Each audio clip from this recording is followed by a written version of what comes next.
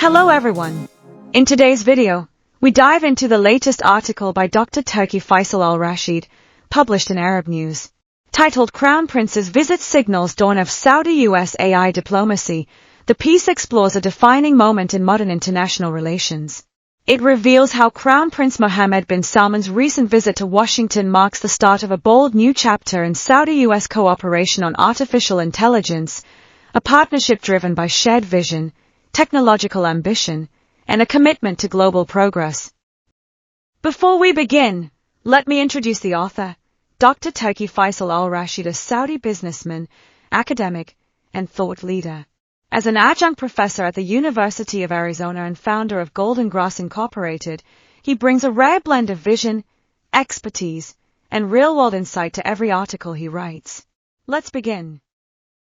All right, so when you think about the US and Saudi Arabia, one word probably pops into your head, right? Oil.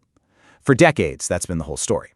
But what if the future of that alliance wasn't built on oil at all, but on artificial intelligence? Today, we are digging into a pretty radical vision for a $1 trillion pivot that, honestly, could completely reshape the game of global power. Okay, so let's get into it. This whole vision, which is laid out by Dr. Turki Faisal Al-Rasheed, really all comes down to two specific leaders. He calls them stubborn dreamers, basically guys who he thinks have what it takes to turn these huge, crazy-sounding visions into actual reality. Now, the author actually imagines this quote coming from Donald Trump, and he's talking about both himself and Saudi Crown Prince Mohammed bin Salman. And really, the key thing to get here is the foundation of this whole proposed alliance. It's about massive, almost unbelievable ambition.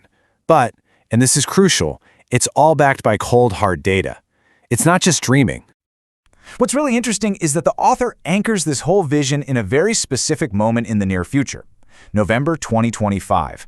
He pictures this pivotal visit to the White House, a visit that would totally rewrite a relationship that he, the author, first saw up close way back in the 70s. It's all about shifting from that old world to a brand new technological one. So what's really at the core of this new alliance? Well, it's this huge pivot. I mean, a massive shift away from the kind of deals that have defined this relationship for, decades. We're talking about a move from energy to tech. All right, the main event of this whole hypothetical 2025 visit is something called the Strategic Artificial Intelligence Partnership. And the author's idea here is actually pretty simple, but it's also incredibly profound. It's a formal deal to completely weave together the technological futures of both countries, making their national interests basically inseparable. And you have to see the number that props this whole vision up. It is just staggering. I mean, we are not talking about small-time investments here. The author describes a $1 trillion pledge from Saudi Arabia.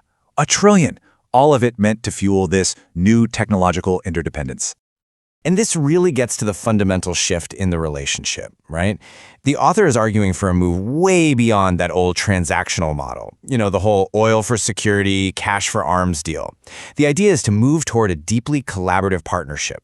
The goal isn't just about keeping the lights on anymore. It's about shared technological sovereignty. So you might be wondering, where exactly does $1 trillion go? Well, that massive investment is targeted at these supercritical 21st century industries. The whole idea is to build these deeply integrated supply chains for everything from the rare earth minerals you need to make chips all the way to the massive data centers that actually run the AI models. But here's where the vision gets even bigger. The author argues this whole partnership isn't just about money and microchips. No, he sees it as a powerful tool for something much, much bigger: diplomacy and ultimately peace.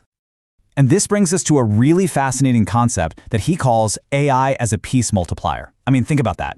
The author's core claim is that artificial intelligence can be used not just to wage war more efficiently, but to actually accelerate and sustain peace, especially in regions that have known nothing but conflict for years.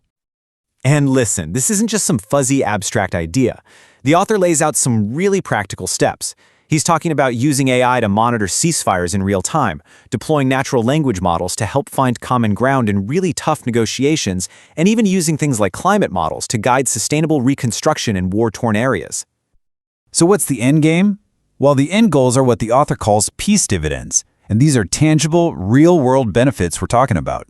Things like stopping the massive environmental damage from war, making farmland safe to use again, stabilizing entire communities, and maybe most importantly, allowing refugees to finally return home. Okay, but this whole optimistic vision doesn't exist in some perfect bubble, right? The author is very clear that for this to have any chance of succeeding, the partnership would have to navigate a really messy geopolitical landscape, one defined by three powerful clashing forces. First up, you've got what he calls the status quo guardians. Now, in his view, these are the players who actually benefit from the current cycles of conflict. They're the ones who are most resistant to any kind of fundamental change to how things are done in the region. The second force at play is the surge of what's called multipolarity. This is the rise of major powers like China and Russia. They're out there offering a completely different version of the world order with things like the Belt and Road Initiative, and it's a real alternative to the traditional US-led system. And then there's the third force, Saudi Arabia's own pivot. The author presents this as a totally independent force. Saudi Arabia is charting its own course here, one that's all about diversifying its economy, de-escalating conflicts in the region, and maintaining its own strategic independence. Now, to make his critique of that status quo thinking really hit home, the author points directly at the F-35 fighter jet deal, and he dismisses it with this incredibly sharp assessment. He says it's basically a deal designed to make American contractors happy, not one based on any real strategic savvy. And he backs this claim up with a direct comparison. He argues that, look, the options you can get from Russia or China offer better value. But his main point isn't really about the price tag, it's about control.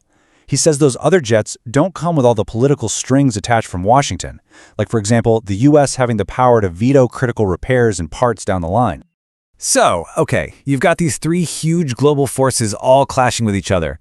The big question is, how could this new vision possibly succeed? Well, the author's answer brings us right back to where we started this whole thing: technology. The author's ultimate vision here is to essentially weaponize interdependence, but not for war, for peace. The logic is actually pretty simple. If our economies and our technologies are so deeply tangled up together, the cost of going to war with each other becomes just unthinkable. It makes cooperation the only rational choice on the table. And this all leads to his final core idea, which he sums up as shared code for a common cause. It's this powerful belief that by weaving together their digital destinies, nations can basically be forced to align their real-world interests and point them toward peace and stability. And so that leaves us with the huge question posed by this entire vision, doesn't it? Can shared innovation, shared code, and shared technology, can they truly overcome generations of geopolitical rivalry? Can you really use an algorithm to create a more harmonious future? It's a pretty provocative thought to end on for sure. As we conclude this discussion, we return to the vision expressed by Dr. Turki Faisal Al-Rasheed, a vision rooted in clarity, innovation, and a deep commitment to shaping a more stable and interconnected future. For the full article, you can find the complete details in the description below or visit www.arabnews.com. And to learn more about the author, visit www.tfrasheed.org. If this video gave you insight or inspired your thinking, don't forget to like, share, and subscribe for more discussions like this. Thank you for watching. Stay informed, stay curious, and see you in the next video.